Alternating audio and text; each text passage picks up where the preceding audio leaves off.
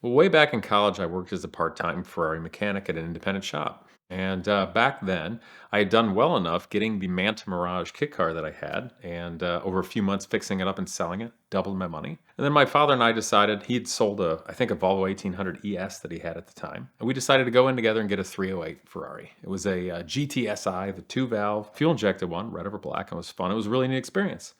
And in doing that, I didn't feel confident of changing the timing belts in it. I had to find a place to do it. Found that independent shop, and long story short, they liked me, got a job, and it was a great experience during my senior year of college. But during that time, I had worked on 1980s Ferraris primarily. We were doing major services and Testarossas, engine out, belt services, but worked on everything from Ferrari Daytonas up to newer things at the time like the 355s. So I really got exposed to Ferrari in a special and for a car kind of an intimate way because you really knew the craftsmanship that went into them and the history going all the way back to 50s and 60s cars at the time as a young man. Obviously, in the last year, my wife and I, well, she got pregnant, so family was on the way and a little one was forthcoming. Being a car guy that we all are, I am addicted to Facebook Marketplace. I don't think I can ever squelch the urge to continually shop for car and find that new adventure and that new love.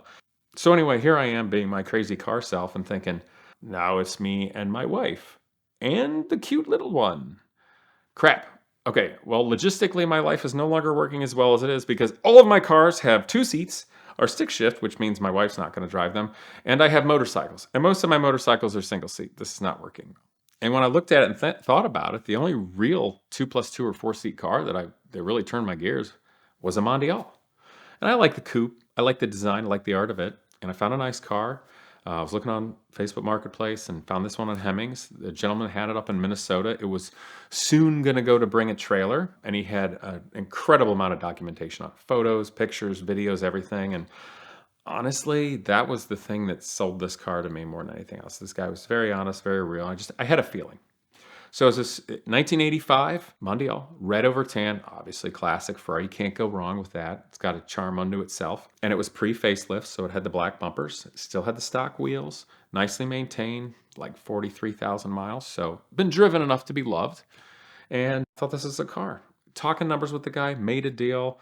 Took a little bit. He had to get back to me. But a few days later, he said, yeah, I think you're the right buyer, and I appreciated it.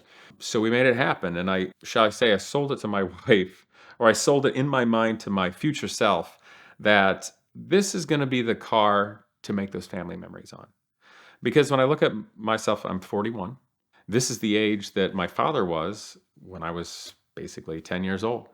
And so all those early memories of riding around in silly old British cars or old Volvos or whatnot, or going to Manhattan breaking down, that I'm the age my dad was then, and now we have a little one coming up. So you want to enjoy your own life, but carrying it on, and whether or not a little one ends up loving cars or not, maybe it's beside the point. It's just enjoying the adventure of life. And certainly Ferrari is a handcrafted work of art. So if your family can enjoy a great memory or going out of town, maybe you go to a dinner date, maybe you go to Mid-Ohio, maybe go somewhere on the weekend. If you can do that in a beautiful work of art that you appreciate, it has to augment life. Got the car, made the deal, and the gentleman was nice enough to trailer it down. I did, of course, pay him for doing that, but did it. And we had a really nice time because he and his girlfriend came, and he was really excited. Got to the house, little one was there, my wife and I came out. And he was just very kind. He was excited to go over the car in tremendous detail with me, from everything, how to work, any idiosyncrasies, and he was so proud of getting the sunroof to work perfectly. The car immediately was already hitting me in a way that all of the things that made me, shall I say, forget about Ferrari, all those things started flooding back to me with this silly, not terribly expensive Mondial sitting in my driveway. Because since that car was not the car you see at the Concours lawn, not the car you necessarily see on Instagram or Cars and Coffee, it did something that perhaps no other Ferrari could do for me. It said, this is what Ferrari really was all about. Because there was nothing that blinded, no pomp, no circumstance. It was just, this is a genuine car, genuine Ferrari. And connecting with an owner that appreciated that way, the family was nice, and they hung out. We had dinner together, and then went for a test drive, and it was lovely. And the gentleman taking perfectly care of it. And then he was basically talking crap to me because I was short shifting at like $6,000. He's like, "Come on, go, let's go." And I'm like, "All right." And the car was fantastic. And it had been so long since I've been in the mark. It was also flooding back all the things that I loved. It all the personality, the characteristics that is only hand built Ferraris. There's a soul. There's something special there. And no, it doesn't make that much horsepower. No, it's not that quick. But it moves, and you enjoy doing it. And I thought about it a bit in terms of when they were new. And perhaps the reason they didn't sell as well is that when people bought Ferraris, and you think about the United States culture at the time in the 80s, they wanted the extravagant aspect. They wanted to, they wanted to be Tom Selleck or John Johnson. They weren't thinking of driving a Ferrari every day to their business or something like that for a four-seater. So I can understand that then, but in looking back now, I feel like almost like I've been given a gift now in 2022, going into 23, that the cars were forgotten about because it's a lot rarer than a Testarossa or 308, which maybe doesn't mean anything, but lets you be a little more unique and experience for what it is. So the question is it any good? Well, it came to our house one night, and we enjoyed it and drove it on a test drive, and then we had to go get pizza for everybody, for the couple that brought it. My wife and I have a nice time. So we drove the Mondial and got pizza in it. That's normal, just using the car the way it should be. And it was fun.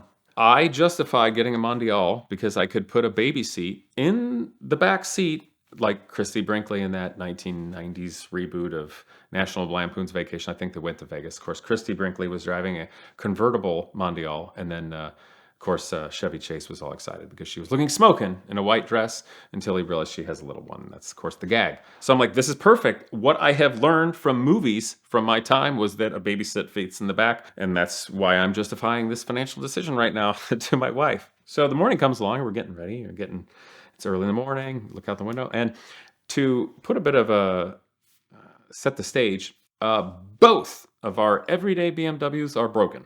So we're going to have to use the Mondial as an everyday car, sitting outside and kind of cold in the morning. So we get up and we go to do it, and wife's getting ready, and I'm going to go outside to start the car, warm it up, and see how the baby seat fits. Well, as it is on cars that are now the better part of 40 years old, people don't generally move the passenger seat very much. So the rails get kind of gummy. So it took a bit of doing to move it. And I quickly realized that baby seat does not fit in the back seat at all. It could, but I would have to have the passenger seat so far forward and leaned up that you could no longer use the passenger seat effectively. But I'm a kid of the 80s, and I played Tetris. So I realized we have another option. Probably not going to go over well. We can put the baby seat in the front seat, which is DOT legal in Ohio as long as the airbag is off, and it doesn't have airbags, so we're good. And my wife rides in the back seat because she's more flexible. So I started the car, warmed it up, and decided, okay, now I got to go inside the house and sell it to my wife that the baby in the baby seat has to ride in the front and you're stuck in the back. Because I made a financial decision based upon a movie from the 90s.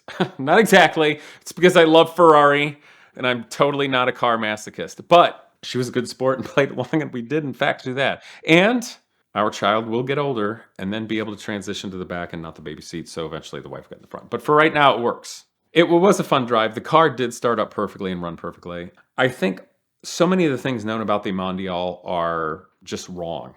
In a way, the Mondial, and I hate to say this, forgive me, but it's the best analogy I have, is the DeLorean of the Ferrari world. DeLorean, when those cars came out, there was a lot of slant in the media and such on them. Johnny Carson joked that the car died and left him stranded because the early cars had an alternator that did not put out enough juice, so if you had the air conditioning and the radio and everything on, it would discharge the battery and die. Not a terrible car. Now, Mondial, a better car, but in terms of the Ferrari world, they didn't sell well back when they were new. They were expensive, and they weren't as exciting as a Testarossa or 308, but it's a very good car. And then, so they didn't get taken care of as well, but it's an awesome, luxurious, fantastic, genuine Ferrari. And that's what became instantaneously evident to me. Everything worked perfectly. Everything was delightful. It's just as fast as driving a 308 or 328, and we drove it to breakfast in comfort and a vintage Italian style, and I loved it. And as silly as it may seem, me having been away from Ferrari for so many years, having worked on them and loved them and fell in love with that as a young man in the 80s and the 90s and all of the vintage cars and just loving that craftsmanship and just kind of falling out of that world, losing it, it legitimately was a 308 powered quattro valve Mondial that we got that one day completely rekindled my love for Ferrari. because it was able to, in the most genuine way, with no pomp and circumstance, say, I'm a real Ferrari, and this is what it's all about. This is what Enzo loved in building cars, and this is where all of our racing pedigree and heritage came through to make the 2+2 luxury Ferrari. And I was just so fortunate enough to be the guy that maybe accidentally realized that just now, because I thought I'd have a cool vintage car I could drive around with my wife that would be affordable right now, and go back to when I was a Ferrari mechanic. I feel like I found like the Cave of Wonders in Aladdin and realized this may be one of the coolest Ferraris still left. Buying a used car, especially sight unseen, can be a very scary process, and you should never do that without getting the car inspected first. And the best and easiest way to have that done is using the Lemon Squad. They are an amazing resource that can almost immediately inspect a car for you anywhere in the country. They have no hidden fees, they're the largest company in the industry, and they have the fastest response times in the industry. So check them out now at the link in the description below. You can use the code VinWiki for a 10% discount. It is the best way not only to find out if you're being scammed, find out if the car is a piece of garbage, and to make sure that you're buying exactly the car that you're looking for. So next time you buy a car, make sure to use the Lemon Squad.